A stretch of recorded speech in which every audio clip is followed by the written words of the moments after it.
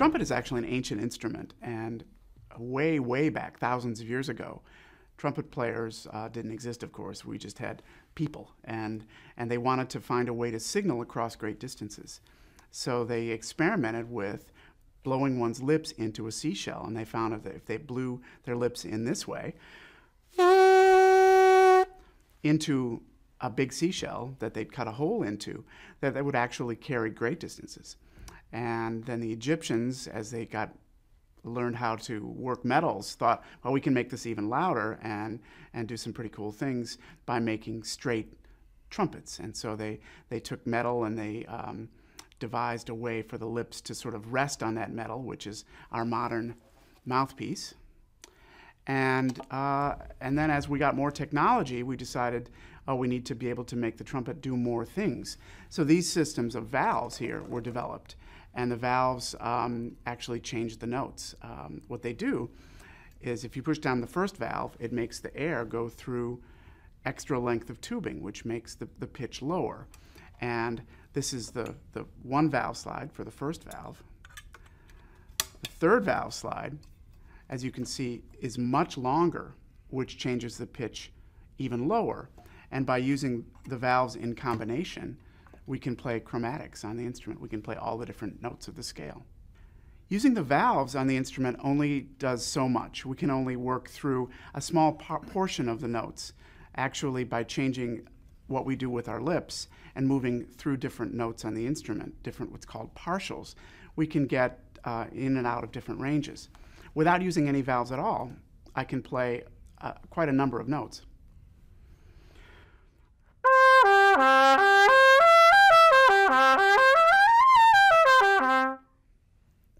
When I use my fingers with that, use the valves with that, then I can get a full chromatic scale.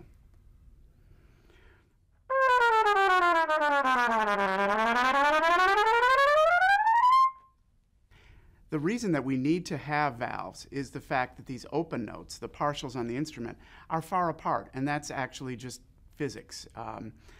The instrument resonates in a way that you can only play fundamental.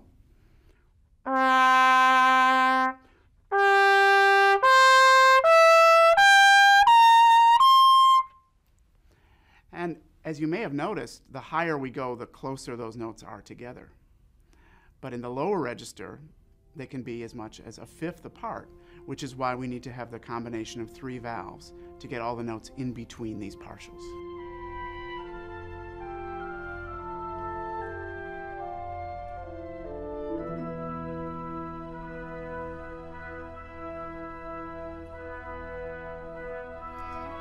The lowest note on the trumpet, you would take the fundamental, the low C,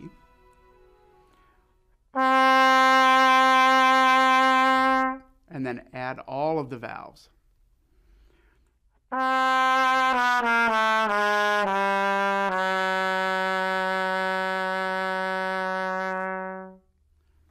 And that's our low note, which is a low F sharp, which is our lowest partial with all of the valve combinations. So basically, when we add some tubing, the same harmonic series continues, just down a little bit lower. So with no valves,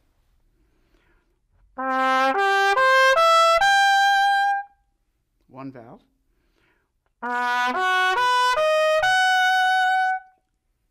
slightly longer valve,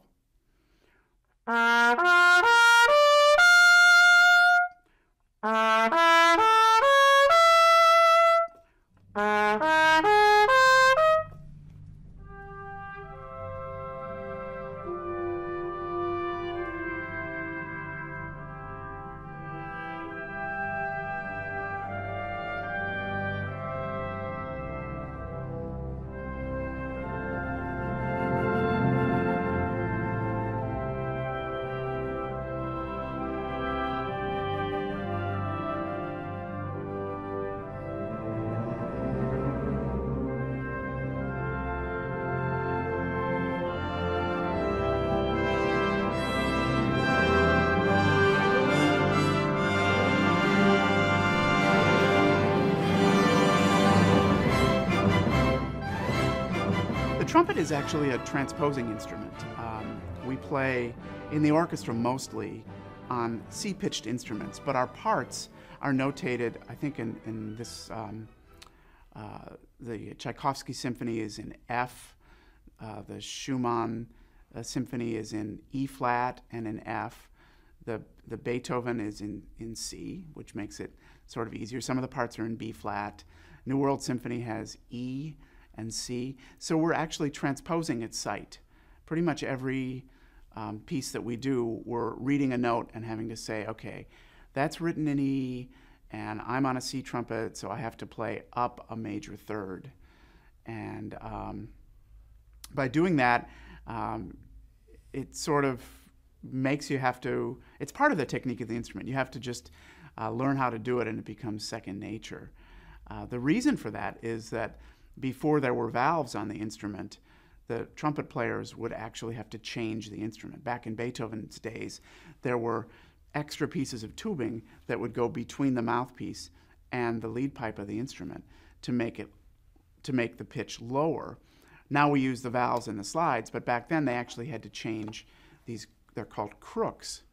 And by doing that, they could play in different keys, just the open partials in different keys. But the notation sort of stuck around and became sort of just the tradition of the instrument. So we transpose a lot. But other times, we'll be playing on a different keyed trumpet. Trumpets that most people will start on, most students, in fact, I think all students, will begin on an instrument that's pitched in B flat. And they'll just read the music that someone else has transposed for them, and so that the pitches sound right. But perfect pitch on the trumpet can really be a difficult thing, because not only are you visually seeing pitches differently, but some of our instruments are keyed in different keys. I actually own B-flat trumpets, C trumpets, D trumpets, E-flat, F, high G, high A, and B-flat piccolos. So I have all of these different keyed instruments. They all have a slightly different sound. They're used for some different repertoire. 90% of the time, maybe 95% of the time, I play on this instrument, which is pitched in C.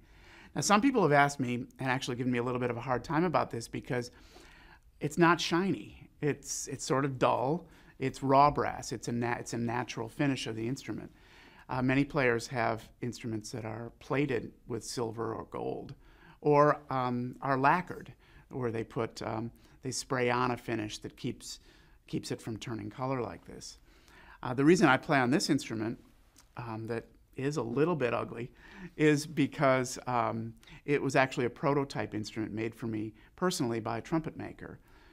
In fact, we worked on designs for about a year, and now they sell this instrument in the shiny version. But I liked this one so much that I didn't want to part with it to send it out to get it plated. And also sometimes the plating can change the way the instrument sounds a little bit. So I'm stuck with it. It turns my hands green at the end of the day. But I think it has a lot of character.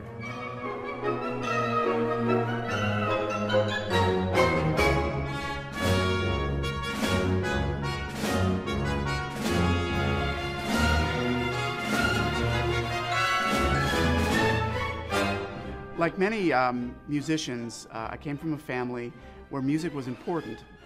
Neither of my parents were professional musicians, although both had studied when they were younger. And when I was in second grade, my parents bought a piano. And they said, you want to take some lessons? And I said, I don't know. Maybe, sure, I'll try it. And I was fortunate enough to have a great teacher who taught me well how to read music and made it fun. And then in fourth grade, 2 years later, in public school, we had the choice of taking up band instruments. And everyone was paraded into a room with all of the different band instruments. We didn't have orchestra where I grew up. It was just band country in the Midwest. And there were trumpets and trombones, French horns, woodwind instruments, clarinets, saxophones, drums, you name it. And I'm not exactly sure what sort of drew me to the trumpet.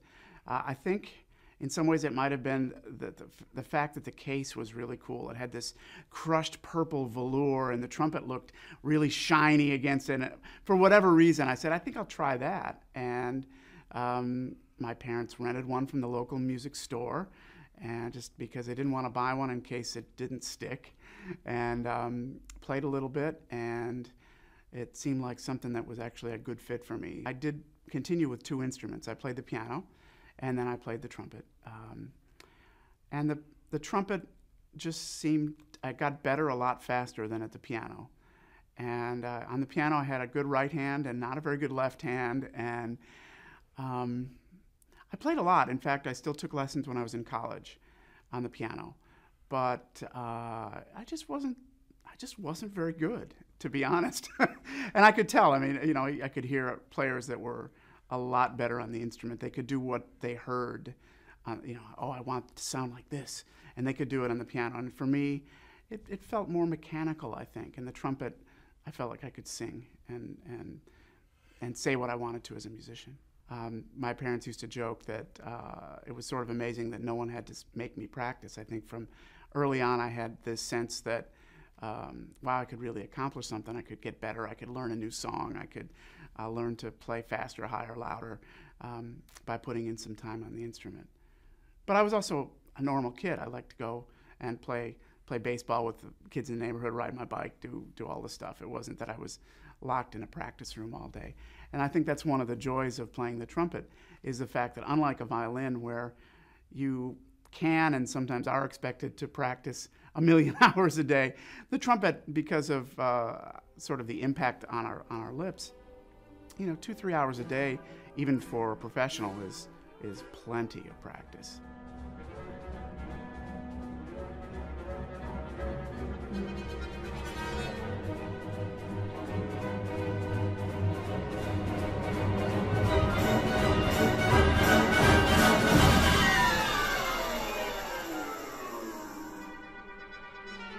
There's a lot to love about playing the trumpet. One of the things is in the orchestra, you can sort of, I say, drive the bus. You can